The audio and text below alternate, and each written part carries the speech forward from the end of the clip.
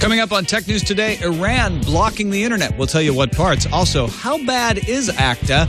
And how bad are Google's wallet woes? All that and more coming up. Netcasts you love. From people you trust. This is TWiT. Bandwidth for Tech News Today is provided by Cachefly at CACHEFLY.com.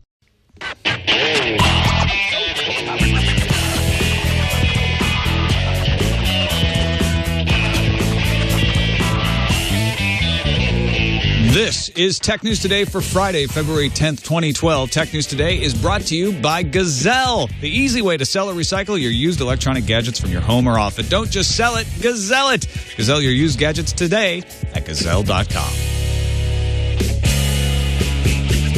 Welcome to Tech News Today. I'm Tom Merritt. I'm Sarah Lane. I'm Darren Kitchen.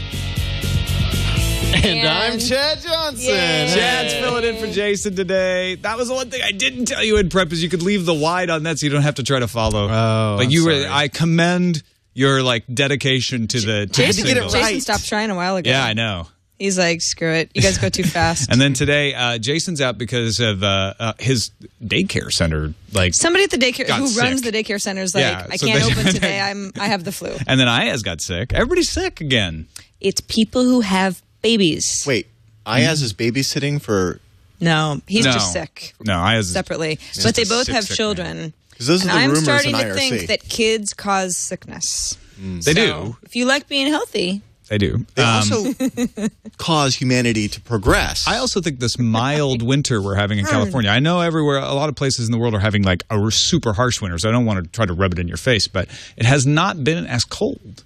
And I think, No, in fact, it's been just cold enough that the germs grow at their optimum rate. well, I mean, all the blossoms are blooming. It's early. I think people are having all sorts of kind of allergy-induced stuff that you wouldn't have until the spring. Well, let's get into the tech news and stop speculating about California diseases. This is not California disease today. That's coming up shortly. Let's start with Iran blocking everything secure on the internet. A post from Sarah70 on Hacker News alleges that Iran is blocking the use of HTTPS, and follow-ups to that post claim that they're not only blocking HTTPS, they're blocking almost every encryption protocol. HTTPS, IMAP, TLS, and SSH. In fact, one commenter claimed SSH has been disabled for months. So this means many Google services and APIs aren't usable. CNET reports Hotmail, Yahoo email, Facebook are blocked. And according to the Washington Post, internet users in Iran are increasingly seeing an error message that says, according to computer crime regulations, access to this website is denied. Is there something happening tomorrow, Darren, that could cause Iran to take this action? My birthday is tomorrow. I don't think that's what I was thinking of. Is your birthday a cause of controversy? No, it might actually be related to some protests that are planned for Saturday, which February 11th marks the anniversary of Iran's 1979 Islamic Revolution. Yeah, there's some buzz on the street already that protests are planned. There were protests last year. They went on for several days, but started on the 11th. And my guess would be that Iran says, well, if we can cut down on the communication that people use to organize these sorts of things, maybe we won't have as big of a problem this year. Well, previously with protests in the Middle East, places like Egypt, Syria, and Libya have just cut off the internet completely. This is just cutting off any secure protocols on the internet, which the way I think about it, it's kind of like DRM, where it only hurts the honest people, like the businesses that need virtual private networks, VPN technologies to connect with their other branch offices around the world. They're not going to be able to do business without any of these protocols. And this could be even worse than just a temporary cutoff. Last month, the country's information minister told the Islamic Republic News Agency that a firewalled national internet would soon become operational. So some people fear that this is the first step towards that. There are ways around even this kind of block, though. If you can't use VPN, if you can't use proxies, what are you left with? Well, actually, any protocol can basically tunnel over other protocols. So it was kind of like a whack-a-mole type of situation. Sure, you can shut down TLS, SSH, that nice HTTPS we all know and love. But things like ICMP, you probably know it as the ping command, or even DNS, which is when you query, hey, what's the IP address of that server? You can't really operate the internet as we know it without those things. So blocking those are kind of, would cripple it even more so than this. And yet those are very easily to tunnel on. So maybe we'll put some links in the show notes to our Iranian listeners. So if they can get to the show. If they can get to it. Yeah, because it's pretty easy to set up, and once you do, then you can tunnel your traffic through that. Now, protests also happening in Europe tomorrow. According to various sources, organizers are planning ACTA protests in 200 cities around Europe on Saturday. The biggest one seems to be in Brussels. Thousands are massing at the Bourse de Bruxelles at 2 p.m. to give. We actually have someone from Belgium works here, Frederique, and I hope she didn't hear me try to pronounce that just now. But they're gathering all against my birthday too, right? At 2 p.m. to protest Darren Kitchen's birthday, as well as the Anti-Counterfeiting Trade Act. And hopefully prevent the European Parliament from passing it. At least that is their hope. They're getting a little traction. According to Der Spiegel, the German government now plans to wait and see how the European Parliament votes before they ratify ACTA. Poland made a similar move last week, and all 27 nations in the European Union must approve the treaty individually before it can go into effect for all of Europe. And if Germany doesn't back this, then that kills it. Then, yeah. And a lot of other countries will follow Germany's lead. KillACTA.org is also another website that's organizing petitions if you want to send petitions to your elected representatives. One thing I want to make clear, though, is what ACTA actually still does and what it doesn't, because it was negotiated in secret. That's one of the biggest problems about it. So there is a lot of confusion about what was proposed in the bill a long time ago and what is actually still in the bill. They have ripped out some of the worst provisions here. The killing puppies, babies. And I don't think those are ever actually... giving ISPs the power to actually forcing them to monitor all of your packets all the time. That is no longer in there. That was in there. That is no longer Well, the wording's changed, but really what it says is to, quote, promote cooperation efforts within the business community to effectively address trademark and copyright or related copyright infringements while preserving legitimate competition and, consistent with the party's law, preventing fundamental principles such as freedom of expression, fair process, and privacy. So it's preventing abridgment of that. So it's actually very weak language. Yes. It doesn't talk about monitoring. But what it does talk about is ratcheting up copyright protection worldwide. So places that have copyright protection that sign on to this treaty would, in most cases, have to increase copyright protection. So if you don't feel there's a need for increased copyright protection, you'd be against it for that reason. It forces poorer countries to implement the same laws the U.S. has. So a lot of people object to it on the grounds that it's making legislation in other countries. And I think one of the most salient points, it solidifies current laws. So in the United States, one of the big things they've been saying, and they've been saying this in Europe too, is it doesn't change any laws. The laws on the books are the same laws we're signing on to in ACTA. But here's the thing. It solidifies those laws so you cannot change them. And if at any point we decide, you know what, the copyright laws are too strong, let's roll them back, ACTA actually would make it difficult to do that. It actually doesn't require even changing laws as it was as it's already gone into effect in the United States because it's an executive agreement, and so it didn't have to go through the Senate for ratification. There's also a lot of controversy about counterfeit drugs. It doesn't really apply to technology. From what I understand, there's a debate over whether generic drugs would suffer under this, so you may want to look into that a little more. The claim is generic drugs that could save lives will be banned because the companies who hold patents will keep them from coming across the borders. It really has a lot more to do with if a drug and maybe its labeling looks too much like the brand name. It's not so much about destroying drugs that are going to help people who are sick. It's not about patents. It's about boxes. Yeah. It's about logos. Exactly. All right. Let's move on to, well, it's not good news so much, but at least it's not about protests. Google Wallet is having more woes, having more issues. Tell us about it, Darren. Well, this all comes after yesterday's report that rooted Android phones can brute force the wallet PIN. So if you're using a device that has Google Wallet, you set up a PIN code so that only you can access Google Wallet, and then all of your stored credit cards and things like that for the NFC stuff is in there, right? Well, it turns out if your device is already rooted and you have Google Wallet on that, a simple program can brute force that PIN. Now, Google responded and said that to date there's no known vulnerability that actually enables somebody to take a consumer's phone and then gain root access to it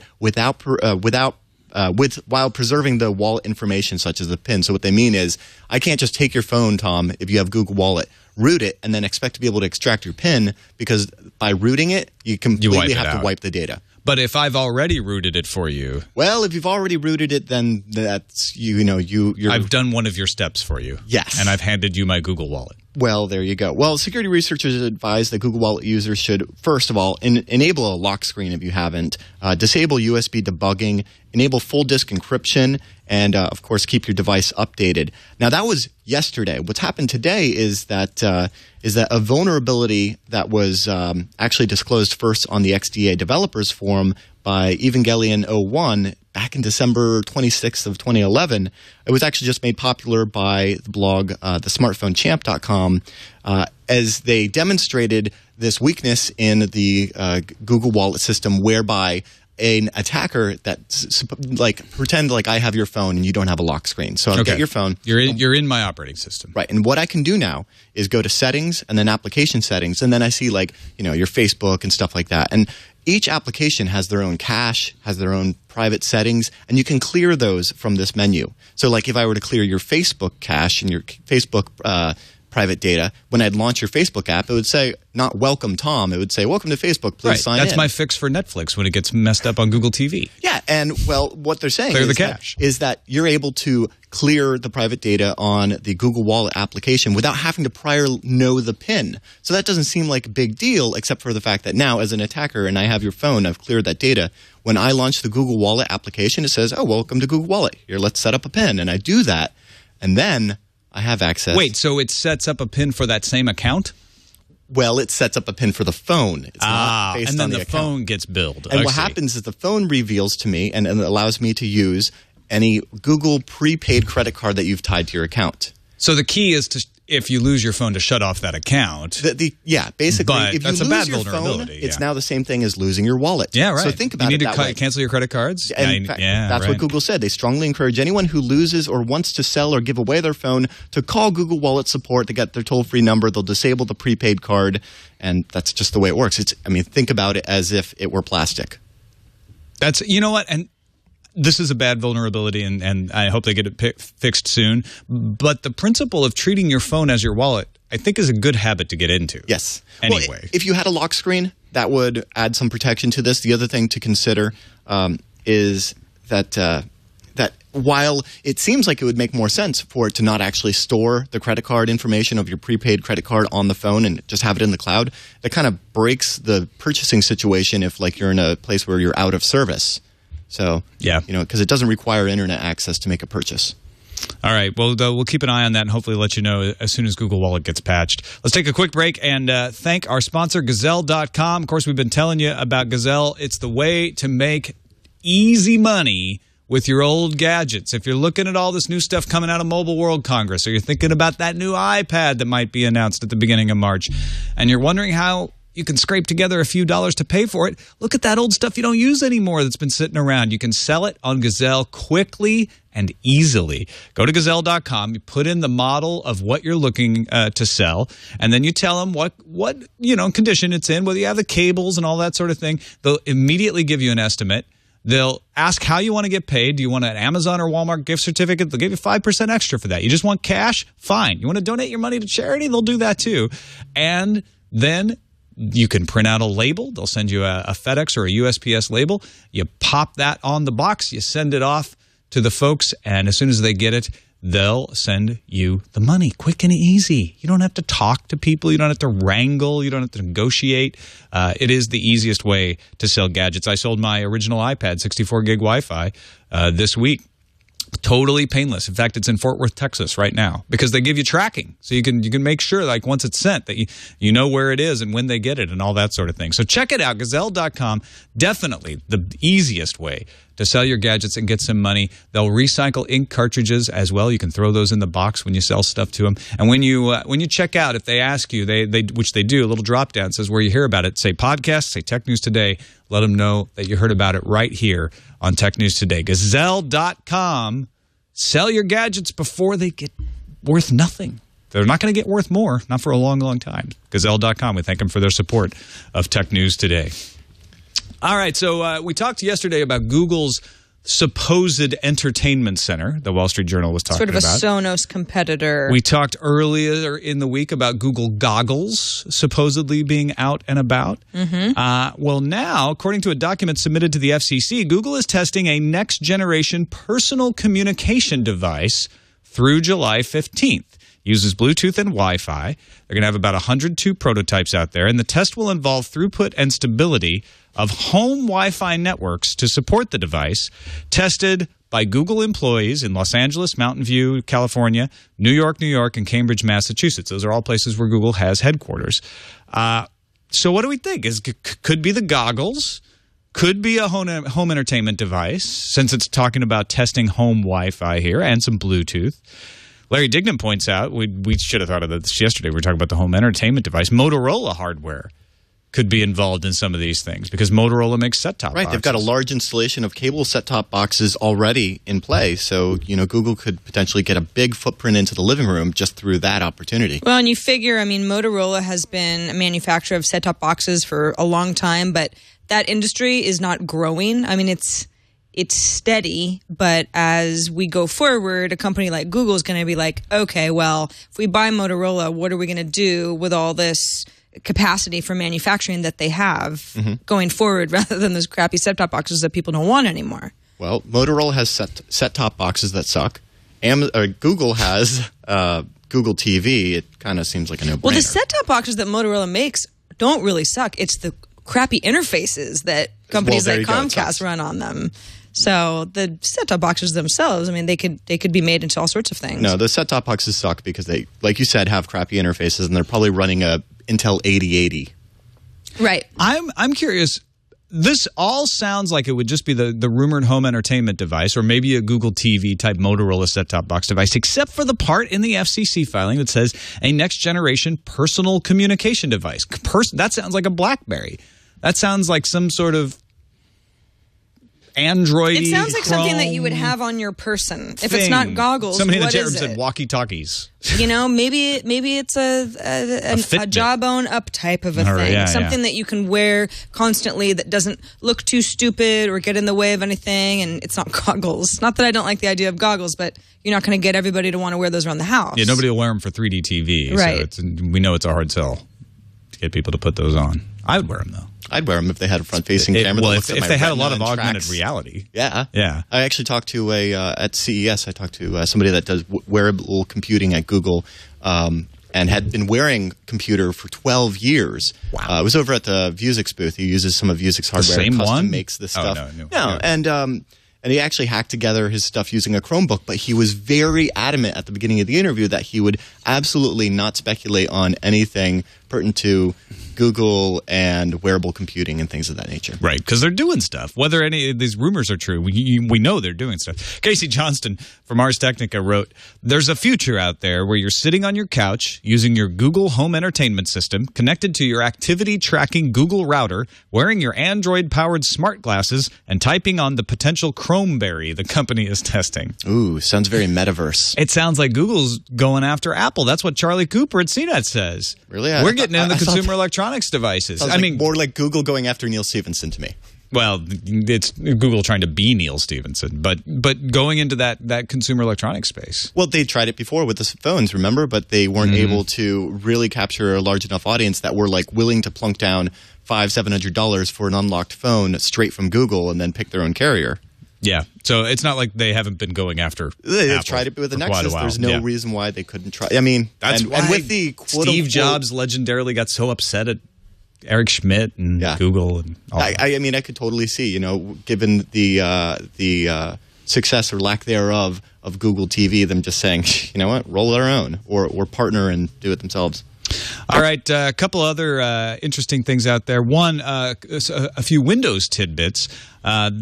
The Metro-style browser that we talked about, that Steve Sinofsky wrote 8,000 words about, will not support plugins. Now, we mentioned that. It's not going to support Flash because nothing that is third-party is going to be approved on an ARM-based Windows, the WOA, Windows on ARM, which means when you think about it, Ars Technica points out no plugins for Internet Explorer on any kind of Windows on ARM system. If you're running Internet Explorer on a Windows on ARM box, it's going to be like running a browser on a phone.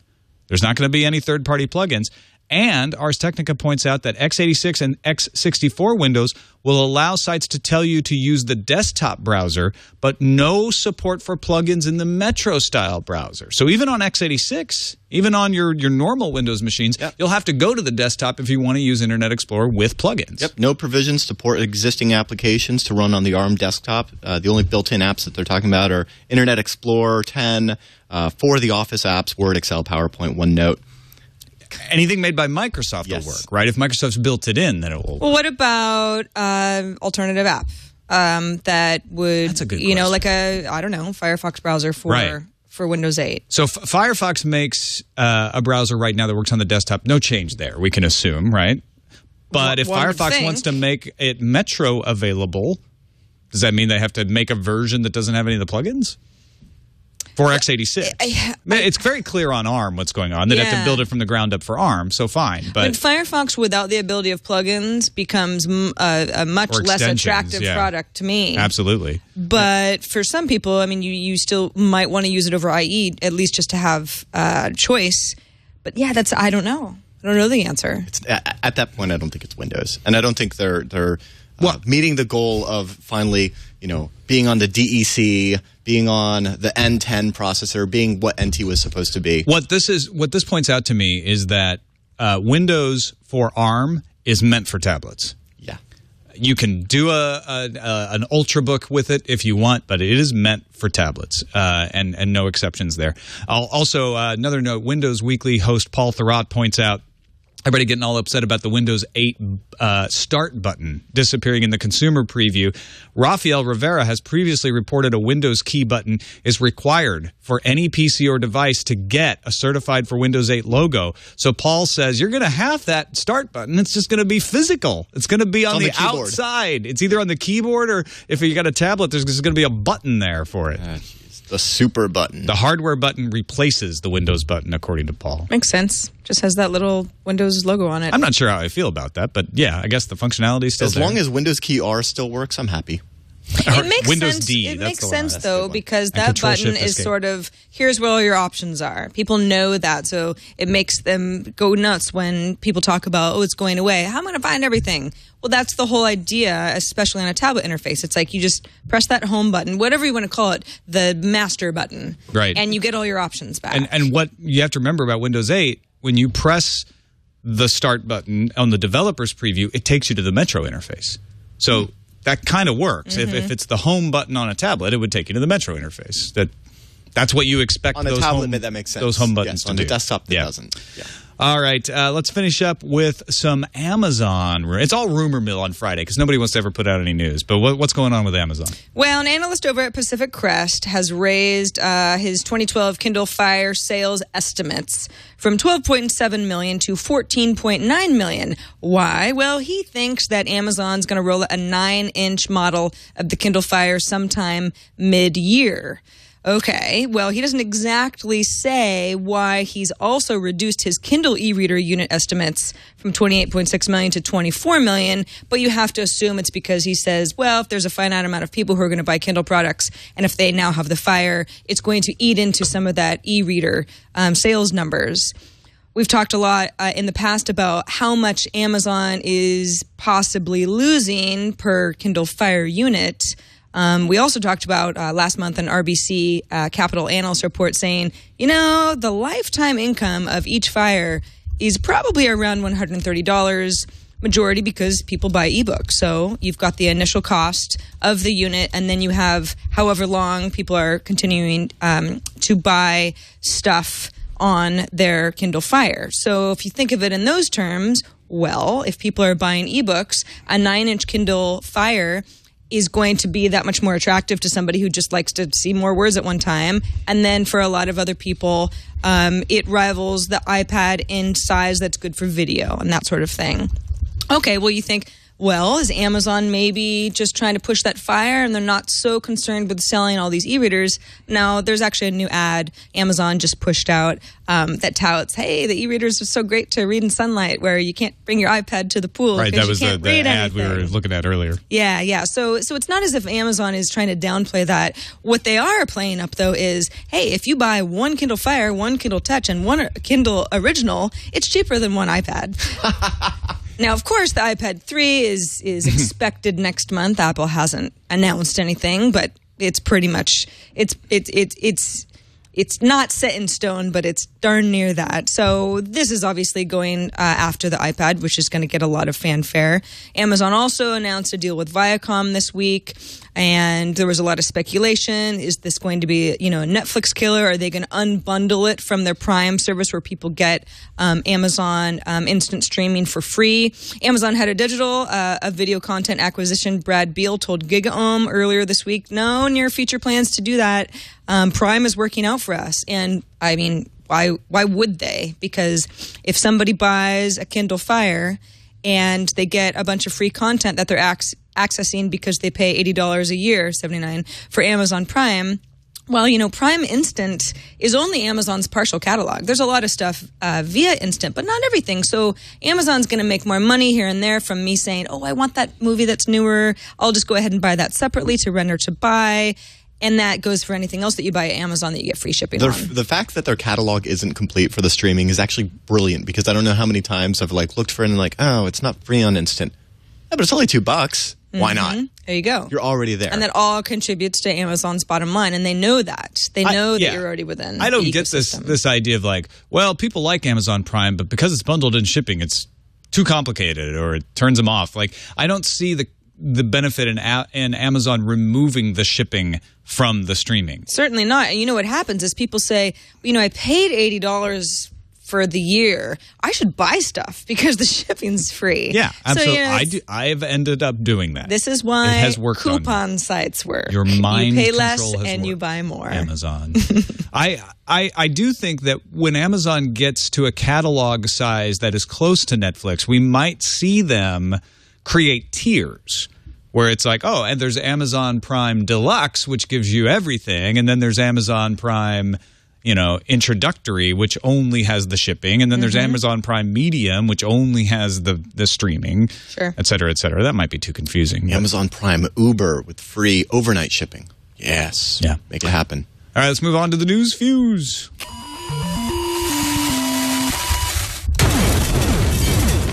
Apple Insider reports that sources tell it all MacBook Pros will look like MacBook Airs by the end of the year. That would mean no optical disk drives or traditional hard drives, but flash memory-based solid-state drives, instant-on capabilities, and extended battery life. A rumored ultralight 15-inch Mac laptop expected this spring could be the first example of this revamp, according to Apple Insider. Tesla cars, they're growing up. On Thursday, Tesla Motors unveiled a prototype of its third vehicle, a family car crossover called the Model X. CEO Elon Musk said the car would enter production in late 2013. The Model X seems to fit a growing niche of crossovers like the Acura ZDX and the BMW 5 Series Gran Turismo. Now, of course, the X is all electric, but will feature Falcon wing doors for the rear passengers. So, world, get ready for a new breed of wealthy, green, hipster soccer moms. With gull wing doors.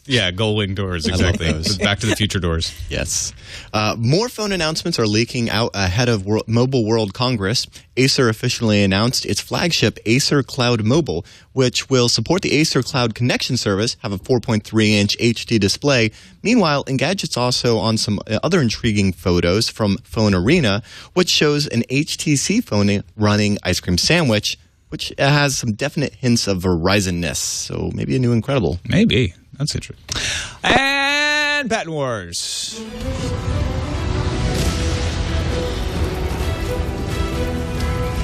I'm going to try to keep this as brief as I can. A German court threw out a Motorola mobility patent lawsuit against Apple.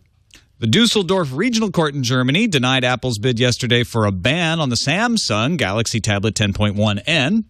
3, Apple filed a new case against Samsung in San Jose, California federal court, alleging infringement of 2 recently awarded patents regarding mobile OSs, so it could be tablets, could be phones. And finally, Apple filed a new lawsuit against Motorola today, targeting the company's patent licensing agreement with Qualcomm. Take that, Google. That was quick. Thank you. There's a lot of stuff in there.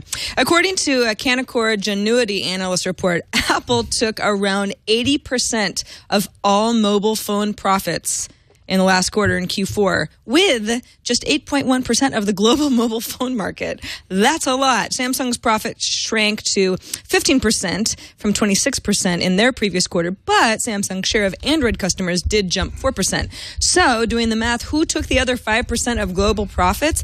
3% went to HTC, while Nokia and RIM each took 2%. Nobody else made any profits at all. A free piece of software called Do Not Track Plus was released on Thursday. The software works seamlessly with Internet Explorer, Firefox, Chrome, and Safari, and not only that, but it can apparently increase page load speeds up to 4 times, and if you like to press the Facebook like button, the software lets users continue to use the social sharing buttons without having it track you. That's kind of cool. Yeah. Safety. Yeah. A study from the University of Minnesota and Wellesley College titled Real Piracy, R-E-E-L, get it? Because it's about films. That's cute. The effect of online film piracy on international box office sales found that U.S. box office revenue is not affected by piracy, but international releases are. The study found that international revenues were at least 7% lower than they would have been in the absence of pre-release piracy, and they attributed the loss to the longer release windows for overseas movies. So if you just shorten up and release it at the same time everywhere, that might get rid of the problem. I've got some good gaming news, and I've got some bad gaming news. Give me the good news first. In January, Microsoft's Xbox 360 was the best-selling platform in the U.S. for the 13th month in a row. Now the bad news, overall gaming numbers suck. Total gaming sales dropped from 34% from last year to $750.6 million. Hardware sales slipped by 38% to $199.5 million, while total software sales declined 37% to $379.6 million from a year ago. A lot is blamed on the fact that there aren't the titles that they had this time in 2011, but still, really big drops. Then that sort of, brings up the question, why don't they have the titles that they did in January 2011? Sure. Come on. Let's get some titles. How about some more fun gaming news? Xbox World Magazine claims Microsoft's next Xbox will include a Wii U-like touchscreen controller, though the magazine claims the shape would be closer to something like a PS Vita. Others claim that the article about the next Xbox includes augmented reality and directional sound and 4-player finger tracking Kinect, and it only plays Zaxxon and Joust. Wait, actually, what? I made up the last 2 parts, but the rest of this sounds made up too. So that's your speculation It's all Xbox World saying things and stuff. And that's what we're going to do next on Randomizer. Randomizer. You may have seen this already, but a viral video is taking the internet by storm today. Dad shooting his daughter's laptop with a .45. Apparently, his disgruntled teenage daughter took to Facebook and complained about the family and how they treat her. Normal teenage stuff, but the father didn't like that she was doing it in public on Facebook. So he created this video. It's about 7 minutes of him explaining the problem and reading her post. It gets about 7 minutes and 30 seconds in if you just want to see a laptop get shot. Yeah, so go ahead, Chad. Chad's going to skip to the good part here. That right there is your laptop. You see it's out here on the ground. This right here is my .45. That was the first round. Keep in mind, he's a good shot, and he's an IT professional. He's shooting fish in a barrel. 2 feet away. Yeah, and you have to pay back for these, too, because these are about... So that might be a 15-inch notebook. I mean, what if that was a 7-inch EPC? Come on. He's got a real target. He should have gazelled it, first of all. But I understand he's trying to make a point. What point is he making, though? That he is as mature as his daughter. Yeah, I'm not sure. I would maybe say, yeah. If you're the teenage daughter, does this stop you from doing this in the future? I mean, this is a great instruction in making viral video. Don't get me wrong. It sort of makes me think that all her friends go, "Aw, Susie got all the attention. Let's do something crazy so my dad shoots my laptop too." Or the one friend who never could get a laptop because their parents can't afford it are like, "Screw you, Susie." Yeah. Why did he have to be smoking in his monologue at the top? Yeah, I know, right? Like, Because how does that he's help cool. anyone? He's a He is cool, Darren. He's got a 45 and a Marlboro. and he's not afraid to use both of them. Yep. Yeah, anyway, so there you go. Hopefully they get counseling. Let us know what you think about it. TNT at twit.tv. Let's move on to the calendar. The Droid 4 is now available. You can get it in your hot little hands. $199 from Verizon or $99 from Amazon. You make the call. Star Wars I'll take the cheaper one? I don't know. Maybe people don't. Is this a trick? It's not a trick, actually. Okay. It's really $100 less than Amazon. Star Wars Episode 1, The Phantom Menace, has returned to theaters. What's different? It's an 3D. HD 3D. 3D HD? Yeah, it's both of those things. It actually opened at midnight, so if you haven't seen it and you're interested, you're probably have already bought tickets or in line or don't care. The Kansas City Star said, yeah, the Phantom Menace is still really bad in 3D, but that's just their opinion.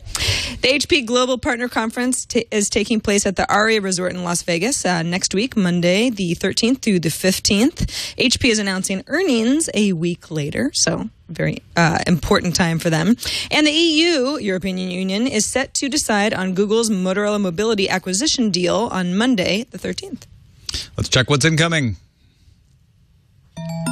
No, not the calendar. Incoming message. I want an incoming message. There we go. Voicemail. First voicemail. 260-TNT show is our phone number. And we got this voicemail all about using Google storage for cheap. Hey, crew. I was just listening to you guys talk about the possible new Google Drive and how awesome it would be. I think it is pretty awesome. And quite frankly, I feel like I'm using it now. I just signed up for the new InSync HQ.com service, where they use your Google storage to tie in your Google Docs and use it like Dropbox. And you buy Google storage for 25 cents a gig. I bought 20 gigs for $5. It's rocking. Love the show. Nice. So that's like virtual G Drive. Well, you kind of already have that with Google Docs. You can really upload anything and share it with whoever you want. Can you upload anything? Pretty much. It's pretty much any type of file. pretty much, You know what? though. Hang on. People Actually, think of it no. as- I know it is because I uploaded a TrueCrypt document of like backup stuff in case I'm ever detained in customs or whatever. And they didn't reject it. And they didn't care. It was yeah. It's still, I mean, my point, we got a lot of emails from people saying, hey, what about this? What about that? What about Carbonite, et cetera, et cetera. I want a Dropbox-like interface. I want to be able to drag and drop stuff to it. And even Google Docs isn't that. You don't want to think section of it. You don't want to think about syncing and uploading. Yeah, you just want to keep using your computer the way you're doing it and have it do the thing. But even if Google Docs, I mean, right now we're all like, does it actually accept any file? Darren says yes, but it's like we were a little bit unsure. If Google could even rebrand the Google Docs experience to make something that's more of a universal drive, then that would be great too, especially if they could keep their subscription prices. Yeah, I want Dropbox with like a terabyte for like $10 a month. Yeah, the Google prices are ridiculous. I actually ran out of Gmail, and so I had to buy another 20 gigs, and it was like $5. Really? Yeah. Really? They offer terabytes. Or they offer 4096 terabytes for something stupid. Now, Web 5166 says offline docs is no different than Dropbox. Yes, it is. It's not an Explorer window. It's not a Finder window. It's not the same. Might be able to make something happen with a little Perl and rsync. I'm sure you could. Actually, that's a really good point. Hit me up if you know how to do that with Perl and rsync, but not Python, because I don't know. I'm joking. But thanks for the call. That's a good tip. Let's move on to the emails. Got one from Sam Session. A couple points in the U.S. cable industry conversation, he says. I agree with dropping all analog signals over the cable lines. They take up a massive amount of bandwidth. But the cable companies should still push out at least the local over-the-air channels over unencrypted QAM. You can buy devices that can convert these signals for older televisions that will not require a monthly rental payment like cable boxes and most cable cards. The cable companies are required to provide these channels unencrypted, and they do not take up much bandwidth on their own. So that would obviate them changing the FCC requirement. I'm fine with using switched digital video, SDV, for the other channels, but just be aware that even if they use SDV, you still need a cable card to use it with a TiVo. The latest cable cards support two-way communication, so they can use all the cable companies' latest offerings. In fact, the cable boxes from the last few years are required to have cable cards in them. I'd also like to be able to buy my own cable card instead of having to rent one. But you're absolutely right. that they should be moving towards an IP-based model as long as the QAM local channels are still available. And forget all that I said above. All I really want the cable companies to focus on is providing me the fastest broadband possible at a competitive price with no bandwidth caps. But I'm an optimist. Thanks, Seb. I thought that was a great summarization of all of the issues and the different takes on it. And even getting to the point at the end of like, but even considering all that, this is what I really want. 'Cause that's what we're going to end up with. All the rest of this is kind of, dancing around the problem until we switch to everything being internet. Yeah, I thought it was very concise. Also, not to live in the past, but code.google.com/Google TAC docs TAC FS for file system. Ah. Yes. Oh, okay. So to use docs as a file system. Yeah, but though it does use Python, which... What's wrong with Python? Why you got a Python thing? I guess I don't. It's right. Perl I don't like. Never mind. Waka waka bang dash, $$ hash. Let's go. Next email from Keith Williams Jr. Hey, y'all. I just wanted to say I love the show and real quick wanted to recommend BitCasa for Tom and Scott. Heard you guys complaining about the fact that there's no cloud service large enough to hold your ridiculous amount of data and how you don't want to pick and choose which files to upload based on space constraints. Well, BitCasa claims to hold an unlimited amount of space for every user, thus having the ability to host your entire computer on the cloud. It's still in beta, so use with caution, but I've been using it, and I have no issues with it so far. Keep up the great work. Yeah, we covered BitCasa before on TNT, and I've kind of forgotten about them. I think I signed up for their beta and never got an email, or I missed the email. But the idea there is they actually just record bit-for-bit copies of your files, so they don't know what they are. They don't have any idea what you're storing there, and then they sync it across your different devices.